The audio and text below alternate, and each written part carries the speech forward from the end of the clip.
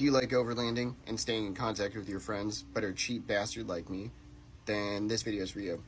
This fiberglass antenna is the Wouxun 24-inch fiberglass spring antenna. I hope I'm saying that right. I got this guy, actually I got both of my antennas, which I'll show you in a minute. I got both of these from buytwowayradios.com. This guy here is 80 bucks. I mean, who couldn't pass that up? It has pretty much the same specs as the Midland antenna. This was obviously cheaper. Right here I've got a Chupacabra tube mount, which this is typically meant for an ATV, but it works perfectly and it's very sleek. This guy was like 40 bucks.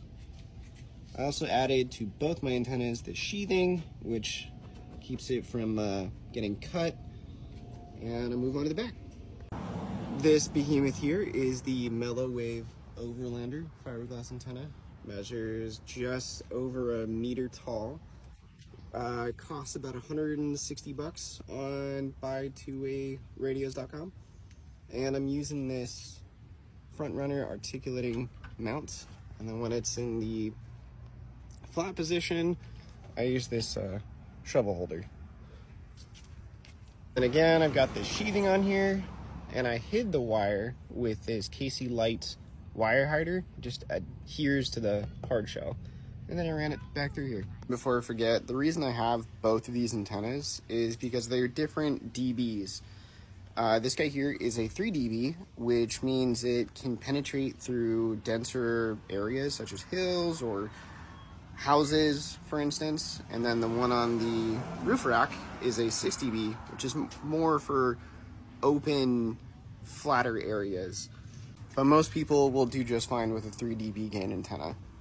Moving on to the mess that is underneath my seat. All of this can be explained pretty easily. So this is my radio unit here, which is the Midland MXT 575.